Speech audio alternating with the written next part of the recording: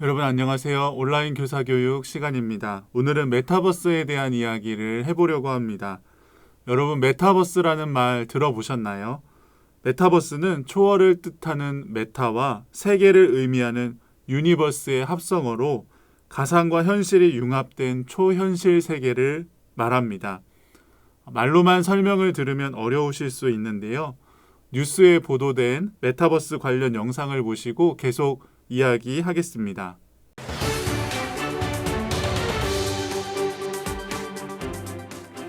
자, 요즘 메타버스라는 말 많이 들어보셨죠? 디지털 공간을 만들어 놓은 또 하나의 세계입니다. 사람들은 이 가상세계 안에서 회의도 하고 물건도 사고 팔고 심지어 땅 투기도 합니다. 기성세대들에겐 아직 낯설지만 10대 청소년들에겐 이미 현실만큼이나 익숙한 공간이 됐는데요. 이 메타버스의 세계를 오혜정 기자가 집중 취재했습니다.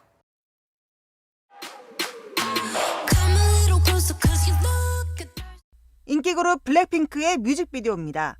진짜 멤버들이 아니라 멤버들과 닮은 아바타들이 춤을 춥니다. 이 뮤직비디오를 출시한 곳은 현실 세계가 아니라 가상세계입니다. 팬사인회도 이 가상세계에서 열었습니다. 전 세계에서 4,300만 명이 몰려왔습니다. 사인 받기. 제니. 오. 귀엽다. 너무 좋네요. 그쵸? 신기하다. 메타버스는 초월을 뜻하는 메타와 현실 세계를 뜻하는 유니버스를 합친 말입니다.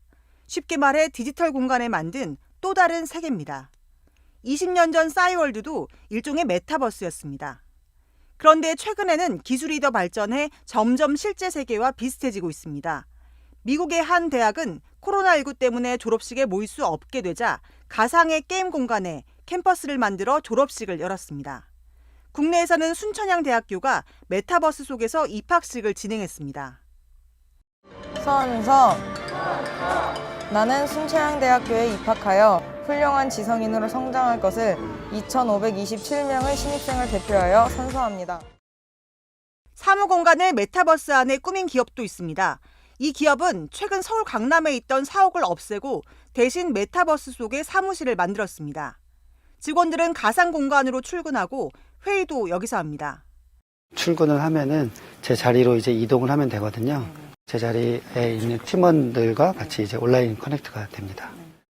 공간의 제약이 없어지면서 제주도 한 달 살기를 떠나 거기서 일하는 직원도 있습니다.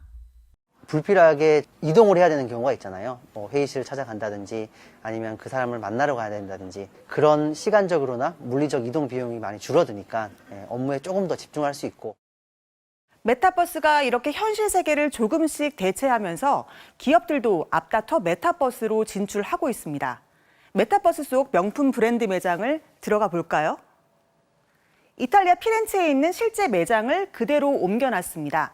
코로나19 때문에 피렌체에 갈 수는 없지만 메타버스에서라면 가능합니다. 쇼핑도 할 수 있습니다. 370만 원짜리 가방은 5천 원, 800만 원짜리 재킷과 원피스는 7천 원대에 살 수 있습니다. 메타버스를 특히 많이 이용하는 건 10대들입니다. 미래 고객인 10대들을 잡기 위해 기업들도 메타버스에 매장을 열고 있습니다. 푸마, 디즈니, 나이키 운동화는 벌써 500만 켤레가 팔렸습니다. 실제 세계보다 많습니다. 심지어 메타버스 속 한강공원에는 편의점도 문을 열 계획입니다. 신상품이나 새로운 서비스들에 대한 거부감 없이 접할 수 있다 보니까 그런 친숙도가 쌓이면 현실 세계에서도 이제 구매나 이용으로도 이어질 수 있다고 보고 있습니다. 메타버스에서는 물건을 살 때 가상화폐로 결제합니다. 플랫폼들은 저마다 자기만의 화폐를 만들었습니다. 국가가 돈을 찍어내듯 마음대로 가상화폐를 찍어낼 수 있습니다. 채권을 발행하거나 추가로 자본 조달을 하지 않아도 자신들이 단기적으로 유동성을 찍어낼 수 있다는 거죠. 그거는 권력인 거고요. 이제 메타버스가 어떤 것인지 좀 감이 오시죠? 다음 세대들에게 메타버스는 더 이상 낯선 개념이 아닙니다. 이미 경제, 사회, 문화, 교육, 예술 등 각계에서 메타버스를 활용한 다양한 시도를 하고 있습니다. 뉴스에서 보신 것처럼 유명 가수의 콘서트와 팬사인회가 열리고 대학교의 입학식과 축제, 기업의 회의나 교육도 메타버스 안에서 진행되고 있습니다. 메타버스와 관련한 여러 가지 프로그램들이 있습니다. 몇 가지만 간단하게 소개해드리면 국내 기업인 네이버가 만든 제페토라는 프로그램이 있습니다. 자신을 닮은 캐릭터를 만들어서 마음대로 꾸밀 수 있고 가상 공간 안에서 다양한 활동과 체험을 할 수 있습니다. 제페토 안에는 벌써 다양한 기업들이 참여해서 자신의 아바타를 꾸밀 수 있는 아이템들을 판매하고 있습니다. 초등학생 어린이들에게 엄청난 인기를 끌고 있는 로블록스라는 게임도 있습니다. 자기가 만든 캐릭터를 이용해서 가상 공간 안에서 활동을 하고 게임을 할 수 있는데요. 상상하는 모든 것을 할 수 있습니다. 이게 재밌는 점이 뭐냐 하면 자신이 직접 게임을 만들 수 있고 다른 사용자들과 그것을 공유할 수 있다는 것입니다. 수백, 수천, 수만 가지의 게임을 만들고 공유할 수 있는 거예요. 옛날에는 동네 뒷산이나 놀이터에서 놀았잖아요. 요즘 아이들은 로블록스에서 만나서 논다고 합니다. 그런데 이게 심상치 않은 게 사용자의 54%가 13세 미만의 어린이들이고 미국 초등학생들의 3분의 2가 로블록스 유저라고 합니다. 전 세계 아이들이 여기에서 만나는 거예요. 올해 3월에는 로블록스가 뉴욕 증시에 상장하면서 어른들도 많은 관심을 갖게 되었고 최근에는 로블록스의 하루 평균 이용 시간이 유튜브보다 많다는 통계도 나왔다고 합니다. 한 가지를 더 소개해드리면 게더타운이라는 프로그램이 있습니다. 이것은 온라인 화상회의 플랫폼인데요. 줌의 단점을 보완했다는 평가를 받습니다. 게더타운에서는 사용자가 학교나 강당이나 사무실, 회의실을 직접 만들 수 있습니다. 그래서 내가 만든 캐릭터를 가지고 이곳 저곳을 다니면서 사람들을 만날 수 있습니다. 캐릭터를 가지고 다른 사람에게 가까이 다가가면 카메라와 마이크가 켜지고 서로 이야기를 할 수 있습니다. 줌에서는 그런 기능이 없어서 얼굴만 보고 이야기만 해야 했다면 게더타운은 실제로 물리적인 공간처럼 누군가 나에게 찾아와서 말을 걸 수도 있고 반대로 내가 누군가를 찾아가서 말을 걸 수도 있다는 특징을 가지고 있습니다. 주도권이 훨씬 더 나에게 있고 재미도 있다고 할 수 있을 것 같습니다. 이 외에도 다양한 프로그램들이 있는데 너무 많아서 다 따라가기가 어려울 정도입니다. 저도 이제 배우지 않으면 모르겠더라고요. 그런데 이런 것들이 왜 중요할까요? 왜 우리가 이런 것을 알아야 할까요? 앞에서 말씀드린 것처럼 이미 메타버스의 시대가 왔기 때문입니다. 이것을 교회의 교육에 접목시킨다면 어떻게 될까요? 가상의 예배당에서 성도들이 모여 찬송을 부르고 목사님과 닮은 아바타의 설교를 듣습니다. 헌금은 가상화폐로 드리고 예배 후에는 다른 가상 공간으로 흩어져서 소그룹 모임을 이어갑니다. 가상 캠퍼스를 만들고 그 안에서 공부도 할 수 있는 것처럼 가상의 공간에서도 교회를 세울 수 있는 것입니다. 교계에서는 이미 그런 시도들이 이루어지고 있습니다. 우리에게 CCC로 잘 알려진 한국대학생 선교회에서 이미 메타버스를 이용해서 온라인 수련회를 진행했고요. 작년 3월에 미국에서는 이미 가상현실 교회도 세워졌다고 합니다. 메타버스를 통해서 성지순례도 갈 수 있고 선교지 예배에도 참여할 수 있고 성경 공부도 할 수 있고 다양한 시도를 할 수 있을 것입니다. 메타버스를 통해서 교회 교육이 이루어진다고 할 때 어떤 장점들이 있을까요? 저도 메타버스에 대한 이해가 부족해서 메타버스 교회학교라는 책을 사서 읽었는데요. 그 책에서 말하는 유익들을 몇 가지 말씀드리려고 합니다. 가장 큰 유익은 언제 어디서나 다음 세대들과 연결될 수 있다는 것입니다. 최근에 기독교 교육의 화두가 온라인에서 온라인으로 바뀌었습니다. 이제는 온라인이냐 오프라인이냐는 중요하지 않다는 거예요.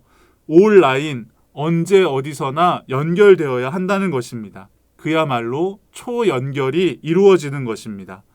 또 다른 유익은 영적인 교제가 가능하다, 가정이 교회가 된다, 신앙의 일상화가 이루어진다, 다음 세대들의 관심과 참여를 이끌어낼 수 있다 등이 있습니다. 아마 일일이 설명하지 않아도 이해가 되실 것입니다. 이러한 메타버스 열풍에 대해서 실천신학대학원 조성돈 교수님은 이렇게 말씀하셨습니다. 지금의 세계 환경은 팬데믹이라는 특수한 요소도 있지만 코로나 이전부터 진행되어 왔던 4차 산업혁명이 가속화된 것으로 봐야 한다. 돌이킬 수 없다. 바울이 이스라엘을 넘어 세계로 나아갔을 때 복음의 확산이 일어난 것처럼 우리도 메타버스를 새로운 가능성으로 봐야 한다라고 전망했습니다. 어떻게 준비하고 활용하느냐에 따라서 다음 세대를 향한 엄청난 선교의 도구, 선교의 장이 될 수도 있다는 것입니다. 반면에 걱정이나 우려의 목소리도 분명히 있습니다. 한일장신대학교의 명예총장이신 정장복 교수님은 기독교의 진리는 실체성에 있다고 이야기합니다. 기독교의 진리가 온라인 공간의 가상현실로 대체될 수 있느냐는 것입니다. 또한 예배의 거룩성이나 하나님에 대한 경외감이 약화될 것이다. 오프라인의 필요성이 저하되면서 신앙이 개인화되고 교회의 공동체성이 약화될 것이다 라는 우려도 있습니다. 이처럼 메타버스는 무한한 가능성과 함께 기대와 우려가 공존하고 있습니다. 중요한 것은 저를 비롯하여 우리 선생님들이 다음 세대와 소통하기 위해서 이러한 일에 관심을 가지고 디지털 소통 능력을 키워야 한다는 것입니다. 이번 영상을 준비하면서 그런 생각이 들더라고요. 아니, 성경도 아직 잘 모르는데 이런 것까지 알아야 하나? 알아야 할 게 너무 많다. 메타버스를 알기 위해서 뭔가를 또 배워야 하고 알아야 한다는 것이 부담스럽게 느껴졌습니다. 저도 나이가 들어가고 있다는 증거인 것 같습니다.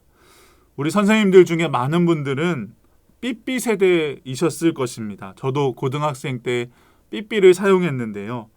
삐삐 호출번호에 담겨진 의미들을 혹시 기억하시나요? 0404 영원히 사랑해, 1010-235 열렬히 사모합니다. 8282-525 빨리빨리 오시오. 이렇게 삐삐를 가지고 의사소통을 하던 시대가 얼마 안 된 것 같은데 어느새 이렇게 기술이 발전해서 개인마다 스마트폰이 생기고 그것을 통해서 또 다른 세상으로 연결된다는 것이 새삼 너무나 벅차게 느껴집니다. 제가 읽은 메타버스 교회학교라는 책을 쓰신 목사님은 이제는 아이들이 메타버스에 있고 거기서 많은 시간을 보내고 있다라고 말합니다. 그렇다면 복음을 전해야 할 사명이 있는 교회도 그들이 있는 곳에 가야 하고 그들의 언어로 소통할 필요가 있다라고 말씀하고 있습니다. 참 공감이 가는 이야기입니다. 그런데 솔직히 말씀을 드리면 무엇을 어떻게 해야 될지 잘 모르겠습니다. 분명히 우리에게는 낯설고 어렵게 느껴지는 것이 사실이지만 그럼에도 불구하고 다음 세대들에게 다가가기 위해서는 반드시 배우고 관심을 가져야 할 것 같습니다. 오늘 영상을 통해서 우리 선생님들도 메타버스에 대한 이해와 함께 관심을 가져보는 계기가 되시기를 바랍니다. 감사합니다.